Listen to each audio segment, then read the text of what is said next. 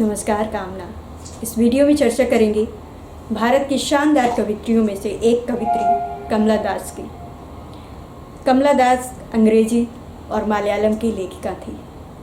बहुत ही कम उम्र में उन्होंने लेखन शुरू कर दिया, कविताएं लिखनी शुरू कर दी थी।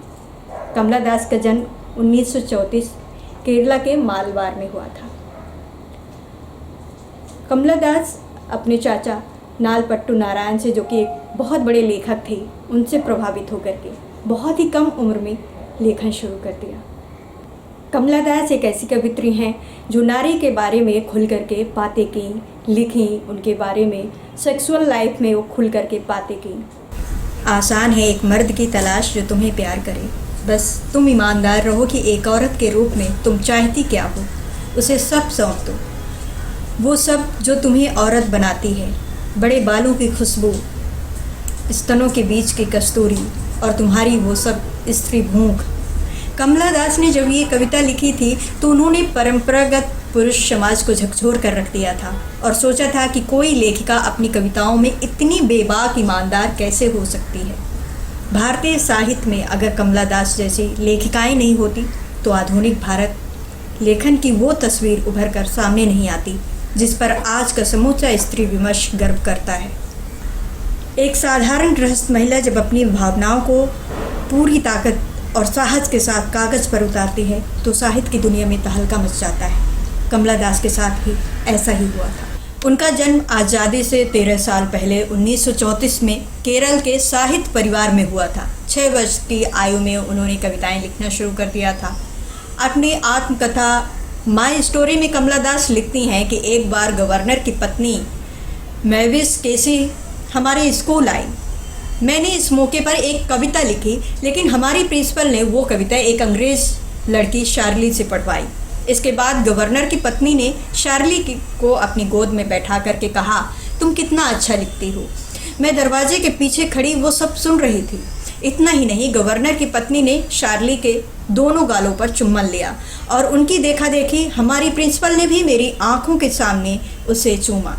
पिछले साल मैंने जब लंदन के रॉयल फेस्टिवल हॉल में अपनी कविताओं का पाठ किया, 8 बजे से 11 बजे तक मैं मंच पर थी।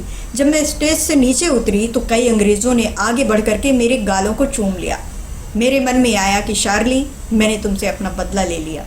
मात्र 15 वर्ष की आयु में कमला दास का विवाह रिजर्व बैंक के एक अधिकारी माधव दास से हो गया। दिलचस्प बात यह थी कि निजी जिंदगी में कमला दास की छवि एक परंपरागत महिला के रूप में ही उभर कर आती है, जबकि उनकी आत्मकथा का इसका ठीक विपरीत रूप प्रस्तुत करती है। कमला दास का मानना था कि पूरी ईमानदारी के साथ आत्मकथा लिखना और कुछ भी नहीं छिपाना एक एक करके अपने कपड़े उतारने जैसा काम है। एक बार उन्होंने लिखा था, मैं सबसे पहले अपने कपड़े और गहने उतार कर रख दूँगी, फिर मेरी इच्छा है कि मैं इस हल्की भूरी त्वचा के छिलके उतार कर रख दूँ और फिर अपनी अस्थियों को चकनाचूर कर डालूँ। आखिर में मेरी बेघर, अनाथ और बहुत ही सुंदर उस आत्मा को देख सकोगे जो अस्थियों और मांस मज्जा के कहीं बहुत गहरे भीतर तक धंसी हुई है। कुछ इसी तरह की भावनाओं को कमला दास ने एक कविता में भी पिरोया था। जब कभी निराशा की नौका तुम्हें ठेल कर अंधेरे कगारों तक ले जाती है तो उन कगारों पर तैनात पहरेदार पहले तो तुम्हें निर्वस्त्र होने का आदेश देते हैं। तुम कपड़े उतार देते हो तो कहते हैं अपना मांस भी उघाड़ो, और जब तुम अपना त्वचा के साथ अपना मांस भी उघाड़ देते हो तो फिर वो कहते हैं कि हड्डियों को भी उघाड़ दो, और तब तुम अपना मांस नोच नोच कर फेंकने लगते हो जब तक कि हड्डियाँ पूरी तरह से नंगी नहीं हो जाती। उन्मंद के इस देश का तो एकमात्र नियम है उन्मंदता, और वो उन्मंद हो न केवल तुम्हारा शरीर बल्कि आत्मा तक कुतुर कुतुर कर खा डालते हैं। मलयालम में माधवी कट्टी नाम से मशहूर कमला दास ने रचनाएं की। कमला दास का लेखन अंतर्राष्ट्रीय साहित्य जगत में भी ध्यान खींचता रहा। नोबेल की दावेदारी के लिए भी 1984 में नामांकित किया गया था। उत्तर औपनिवेशिक काल में कमला दास ने नारीवादी लेखकों में अपना एक अलग मुकाम हासिल किया। उनकी कई पुस्तकें ऐसी हैं जिसमें उन्होंने महिलाओं की समस्याओं को केंद्र में रख करके नारीवादी विषय उठाए। नतीजाजनक जो कि घरेलू सेक्सुअल हिस्से से परेशान महिलाओं ने कमला दास को अपना आदर्श माना। कविता की दुनिया में दास के योगदान को देखते हुए देश ने उन्हें mother of modern Indian English poetry के नाम से नवाजा। भारतीय अंग्रेजी कविता की मार्गदर्शिका कमला दास अंग्रेजी में लिखने वाली पहली भारतीय महिला थी जिन्होंने अपनी कविताओं में मुख्य रूप से भारतीय महिलाओं के अनुभव और यौन इच्छाओं के बारे में विस्तार से वर्णन किया। कमला दास ने किशोरों के निर्दोषित एक तरफे प्यार के बारे में लिखना अपनी इच्छा से त्याग दिया था। एक रूढ़िवादी हिंदू परिवार में जन्मी कमला दास ने 65 साल की उम्र में अचानक धर्म तरण कर इस्लाम धर्म स्वीकार कर लिया। बाद में अभिव्यक्ति की मांग को लेकर के कट्टर मुसलमानों से भी उनकी ठनी। अपनी मृत्यु से कुछ समय पहले उन्होंने दिल्ली में एक मर्मिक संस्करण सुनाया था। उनका निधन 31 मई 2009 को पुणे में हुआ था। उन्होंने बताया कि अपने पति की मौत के बाद अपने 3 बेटियों के बावजूद वो लगातार एकाकी होती चली गईं। उनके दिल में मरने की इच्छा जागी तो वो बुर्का पहन करके एक पेशेवर हत्यारे के पास पहुंच गईं। उन्होंने उससे पूछा कि क्या तुम पैसे लेकर के लोगों को ख़त्म करने का काम करते हो? गुंडे ने पूछा कि किसको ख़त्म करना है? कमला दास ने कहा, मुझे, क्योंकि मैं जीवन से उतका गई हूँ, लेकिन अपने हाथों से अपने को मारने की हिम्मत नहीं जुटा पाती। गुंडा स्तंभ होकर के कमला दास को ताकता रहा और फिर उन्हें समझा बुझाकर उन्हें वापस उनके घर छोड़ आया। उनसे जब पूछा गया कि क्या कमला दास आपके लिए एक कड़ी माँ थी, नालपत का जवाब था, बिल्कुल नहीं। एक बार जब मैं 12-13 साल का था तो मैंने उनसे कहा कि मैं सिगरेट पीना चाहता हूँ। मैंने तुरंत एक सिगरेट का पैकेट मुझे पकड़ा दिया। मैंने उस समय तो 4-5 सिगरेट पी ली, लेकिन इसके बाद मैंने पूरी ज़िंदगी सिगरेट को कभी हाथ नहीं लगाया। अगर मेरी माँ कहती कि सिगरेट पीना बुरी बात है तो मुझे उसे चोरी छिपे पीने की इच्छा जागती और हो सकता था कि मुझे उसकी लत लग जाती। लेकिन मेरी माँ ने मुझसे स्पष्ट कहा कि सिगरेट पीने का तुम भी अनुभव करो और अगर ठीक लगता है तो तुम उसे पीना जारी रखो। कमला दास एक जगह लिखती हैं, एक बार मेरे 15 साल के बेटे ने अचानक मुझसे कहा कि उसे एक लड़की से प्यार हो गया है। वो एक जर्मन लड़की थी जिसका नाम आना था। वो हमारे घर की छत पर फ्रेंच साहित्य और मार्क्स पर बातें किया करते थे। एक बार जब वो छुट्टियों में कोलकाता गई तो मेरे बेटे ने भी कहा कि वो कोलकाता जाना चाहता है।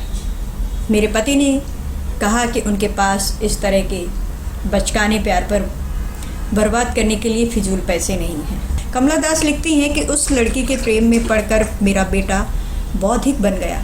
वो देर रात तक पढ़ता और भारतीय राजनीति पर लेख लिखता, जिससे उस ज़माने की कुछ कविताएं छापने भी लगी थी।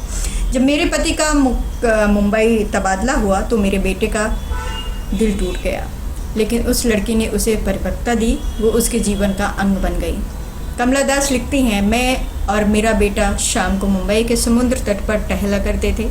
एक बंगाली परिवार को ये गलतफहमी हो गई कि हम दोनों प्रेमी हैं। वो लंबा हो गया था और हमें देख करके कोई नहीं कह सकता था कि वो मेरा बेटा है। कमला दास न सिर्फ खुद एक बड़ी कवित्री थी, वो उभरते हुए कवियों को प्रोत्साहित भी किया करती थी। उनमें से एक थे रणधीर खरे। खरे बताते हैं कि मैं 24-25 साल का हुआ करता था और कविताएं लिखता था। मैं कई बड़ी बड़ी कवियों के पास गया। वो मुझे सलाह देते कि मैं कैसे बेहतर कविताएं लिखूं। किसी ने मुझे कोई समय नहीं दिया। तभी किसी ने मुझे कमला दास का नाम सुझाया। मैंने जब उन्हें फ़ोन किया तो उन्होंने खुद ही फ़ोन उठाया और मुझे अपनी सारी कविताओं के साथ अपने घर में आमंत्रित कर दिया।